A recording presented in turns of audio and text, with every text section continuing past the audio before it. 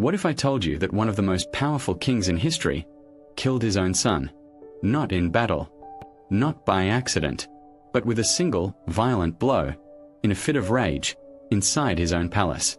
This is not a myth. It's a true story, one that many history books leave in the shadows. They called him Ivan the Terrible. But terrible doesn't even begin to describe what he became. He ruled Russia with an iron fist, built an empire, crushed his enemies. But behind the throne was something darker. A sickness, a fear, a slow descent into madness. And in the end, it wasn't an army or a rival that broke him. It was the crushing weight of isolation, guilt, and disease. Stay with me, because this is not just the story of a king. It's the story of how power, unchecked and unchallenged, can turn even the strongest into something monstrous. And at the very end of this video, we'll uncover a disturbing theory, a hidden fact, that may explain everything. The boy was only 3 years old when his father died. His name was Ivan IV, son of Vasily III, Grand Prince of Moscow. And now, the new heir to Russia's growing throne. But Ivan wouldn't inherit power. Not yet. He would inherit something else, a world of fear, betrayal, and silence. After his father's death, the real power shifted to the boyars, Russia's noble families. They ruled in the boy's name, but not in his interest. Ivan lived inside the Kremlin. Cold stone walls, heavy doors, long hallways filled with whispers. He saw everything. Nobles fighting for power, servants beaten, loyalists poisoned. His mother, Elena Glinskaya, tried to protect him. But just 5 years after his father's death, she was gone too. Poisoned, many believe. The boy was now an orphan. Alone. Surrounded by vipers. For years, the boyars kept him hidden. Used him as a puppet. They barely fed him. He wandered the halls, watching the cruelty, the lies, the hunger for control.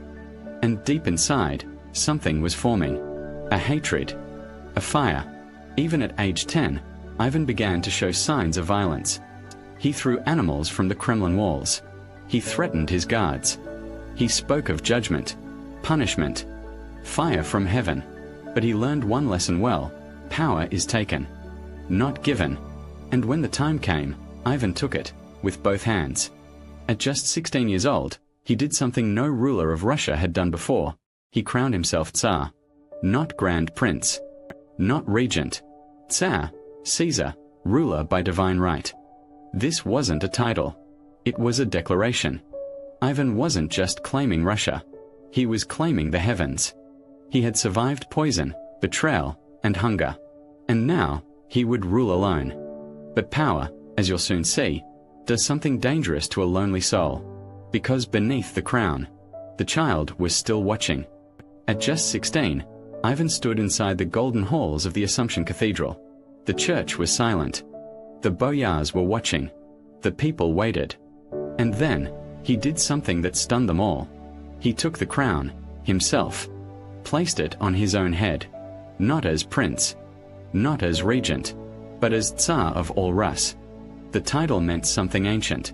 It came from the word Caesar, the emperors of Rome. It wasn't just a title of leadership.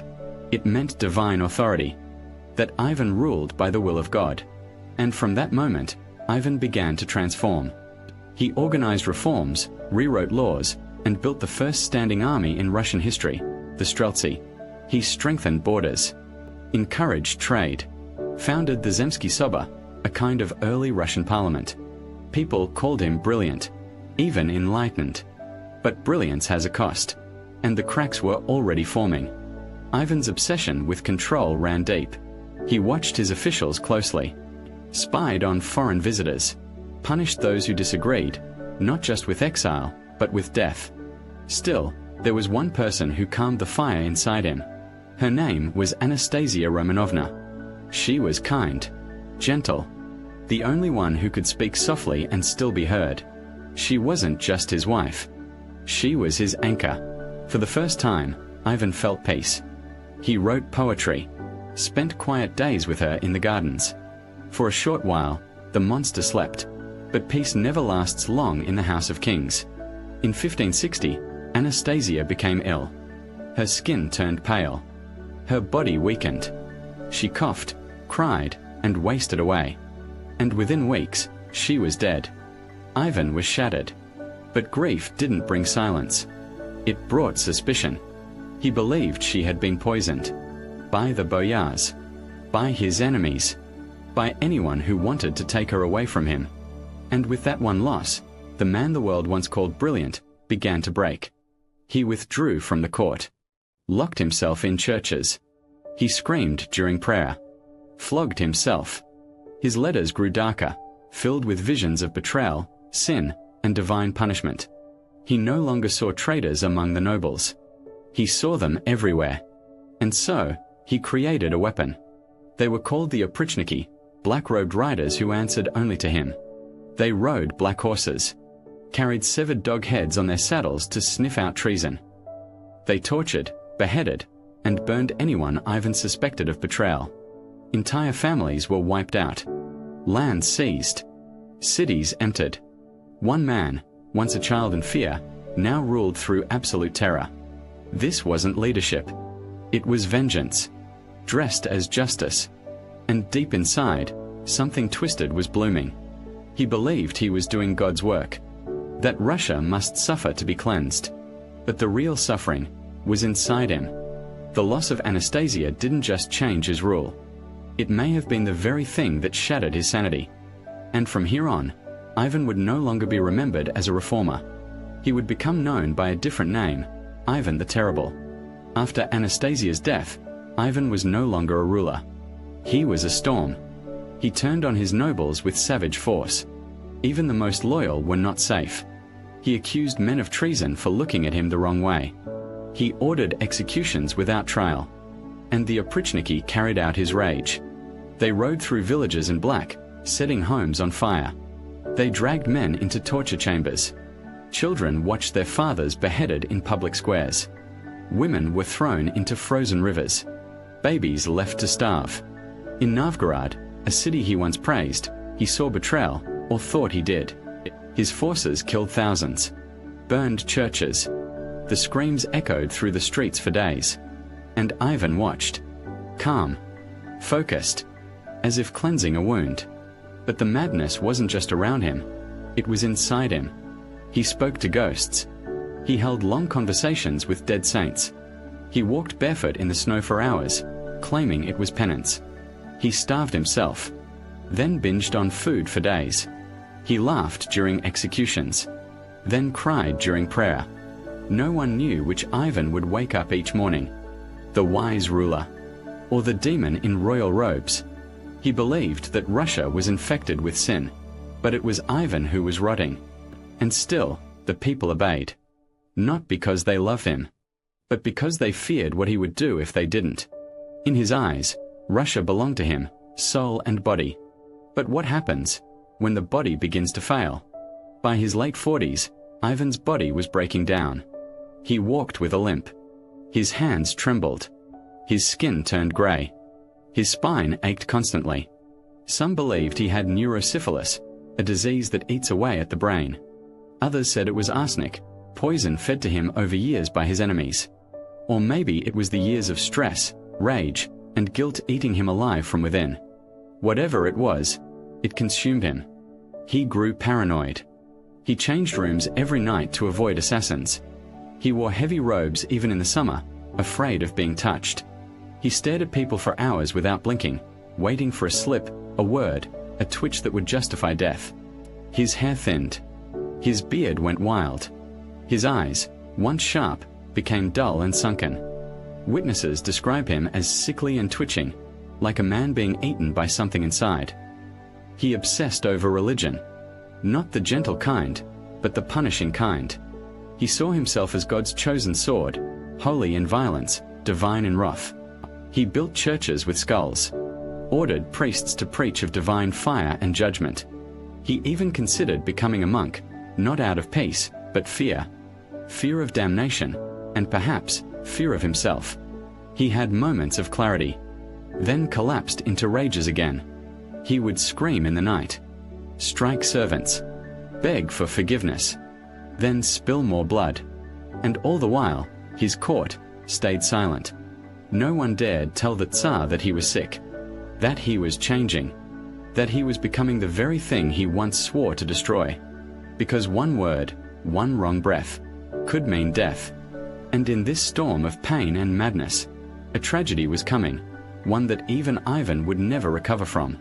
By now, Ivan had lost nearly everything that tethered him to humanity. But there was one person left who still stood by him, his son, Ivan Ivanovich. The young man was strong, intelligent, and loyal. He wasn't afraid of his father, but he also wasn't blind to his cruelty. He wanted to rule one day, and rule better. But his father wasn't ready to let go. Then, it happened. In 1581, a heated argument broke out inside the royal chambers. Ivan's pregnant daughter-in-law had worn clothing that Tsar found inappropriate. He called her immodest. She defended herself. Ivan beat her. She miscarried. When his son found out, he was furious. He stormed into the room, shouting. He called his father cruel, mad, and unfit to rule. For once, someone stood up to the monster. And Ivan couldn't take it. He grabbed his royal staff, a heavy metal rod, and struck his son across the head. The sound echoed like a thunderclap. Blood poured. The young prince collapsed. And in that instant, the rage vanished. Ivan dropped to his knees, screamed, held his son in his arms, begged him not to die. But it was too late. Days later, the heir to Russia was dead. And Ivan, the mighty Tsar, had murdered his own blood. It was more than a tragedy. It was the death of Russia's future. Ivan never recovered. Some say he walked through the palace in silence for days. Others say he spoke to no one but his son's ghost. Whatever was left of his soul, it died in that moment. And the monster, it wept. After his son's death, Ivan was a shadow. He still ruled, still ordered arrests. But the fire was gone. He aged quickly. His bones weakened. His teeth rotted. His skin turned a sickly grey. He walked with help, slept during meetings, forgot names, spoke nonsense. He distrusted everyone. He kept moving between rooms, avoiding assassins who didn't exist. He ate alone, prayed alone, and when he wasn't screaming at shadows, he was silent. The royal court became a tomb, full of whispers and fear. Even the Oprichniki, his once loyal death squad, had lost control. They were disbanded, disgraced. Their black robes faded. Ivan tried to rebuild his court, married again, and again, and again. 7 wives in total. Some died. Some were sent to convents. None replaced Anastasia. He tried to strengthen his power by marrying into European royalty, but no one wanted their daughter in the hands of a madman. Foreigners called him a lunatic. His own people feared his shadow. And yet, even as his mind broke, his name still held power.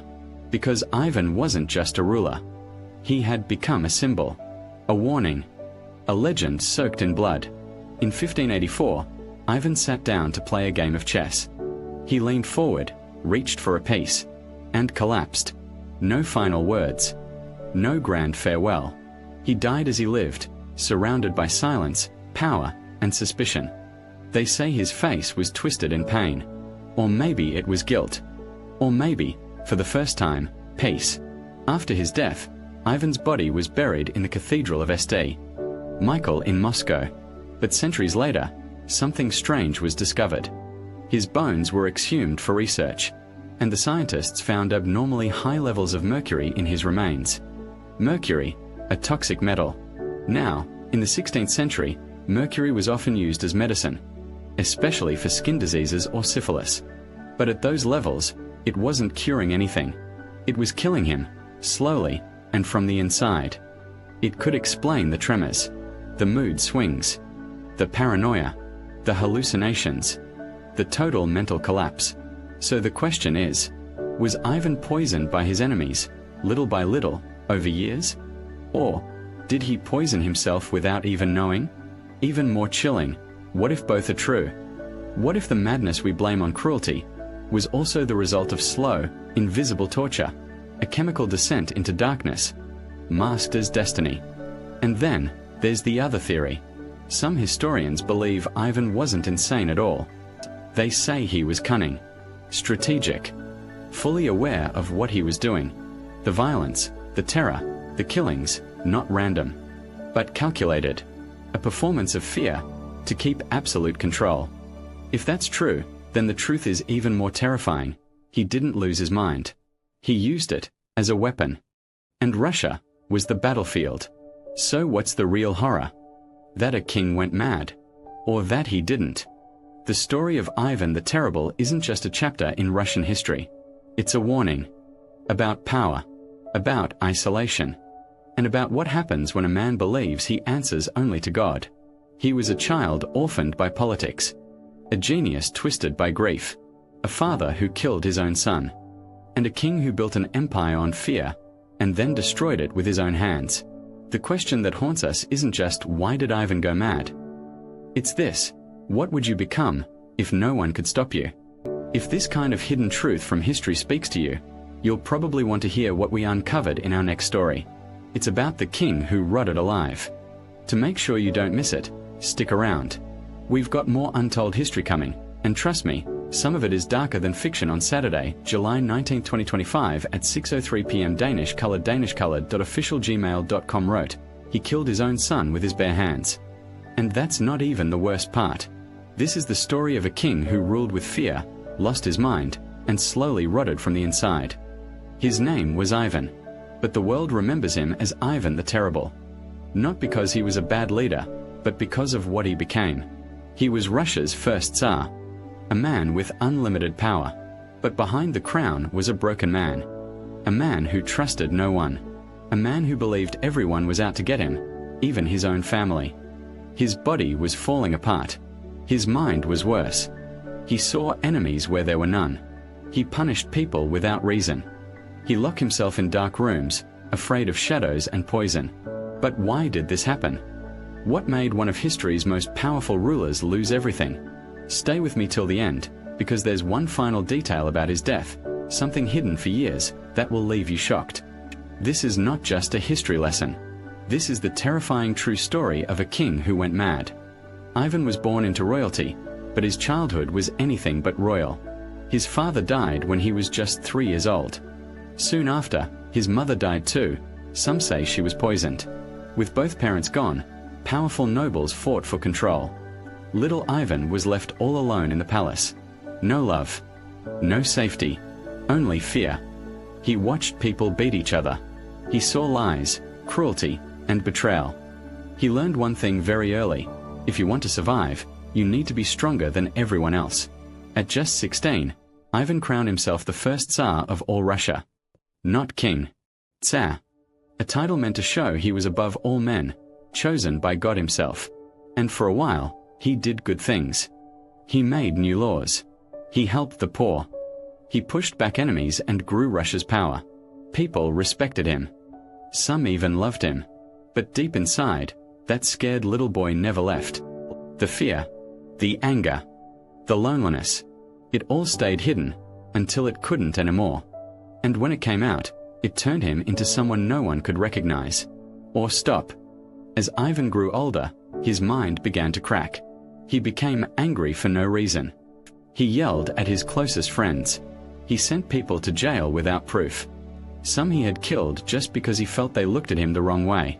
At the same time, his body started to fail. His face became swollen. His hands shook all the time. He had trouble walking and needed help just to stand.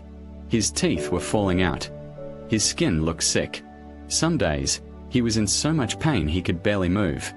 Doctors now believe he may have had a disease like syphilis. Others think he had many strokes that damaged his brain. Whatever it was, it changed him. He became obsessed with death. He wore black clothes and prayed day and night. He believed everyone was trying to poison him. Even his food was tested by servants before he ate it. He stopped trusting everyone, his guards, his priests, even his own family. And then, one day, his fear turned into something deadly. In a fit of rage, he hit his own son with a staff. The blow was so strong, the young prince died. That was the moment everything fell apart. Ivan was no longer just sick. He was broken. After his son's death, Ivan shut himself away from the world. He stopped seeing people. He stayed locked inside the palace for days, sometimes weeks. His halls were quiet. The windows were covered. The great Tsar, who once ruled with fire and fear, now hid in the shadows. He spoke to almost no one. When he did, it was about death, curses, and sin. He believed his enemies were hiding in the walls. He heard whispers that weren't there. He placed crosses and candles in every room, hoping they would protect him. His body was getting worse too. His legs were swollen. His back was bent. His skin smelled of rot. Some said he was falling apart while still alive. His servants were afraid to go near him. He ate very little. When he did, he made others taste it first. He thought every bite might be poison. At night, he didn't sleep. He stayed awake, watching the doors, waiting for someone to come for him. The man who had once controlled all of Russia was now just a lonely figure in a dark room, afraid, sick, and completely alone. But the end was still to come, and it would be just as strange as the life he lived. On March 18, 1584, Ivan sat down to play a game of chess. He seemed calm, but his body was weak. His face was pale. His hands trembled. Suddenly, without a word, he fell off his chair. His guards rushed in, but it was too late. The mighty Tsar was gone. Some say he died of a stroke. Others believe he was poisoned. But when they prepared his body, people were shocked. His skin had turned green. His face was twisted. His belly was swollen.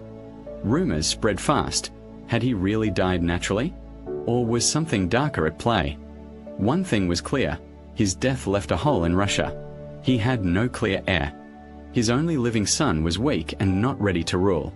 What followed was a time of chaos and fear, known as the Time of Troubles. Russia fell into war, hunger, and panic. People didn't know what to believe. Some said Ivan's ghost haunted the Kremlin. Others believed his spirit had cursed the land. The man who ruled with terror had left a shadow that would haunt his country for years. But there was still one final truth, one that would remain hidden for centuries. Years after his death, Ivan's body was dug up for study. What scientists found was chilling. His bones showed high levels of mercury, too much to be normal. Some say it was used as medicine back then. Others think it was poison, slow, painful, and meant to drive him mad. Maybe his enemies had found a way to kill him without lifting a sword. But that wasn't the only surprise. His remains showed signs of deep illness. His spine was curved. His joints were damaged. His skull showed pressure, possibly from swelling in the brain. Everything pointed to one terrifying truth. Ivan the Terrible was not just a cruel ruler. He was a man consumed from the inside out. Today, historians still argue about what truly destroyed him: sickness, madness, or his own fear. Maybe it was all three. But one thing is clear: power didn't save him. Riches didn't protect him. In the end, the Tsar who ruled with iron hands died in pain, alone, and afraid.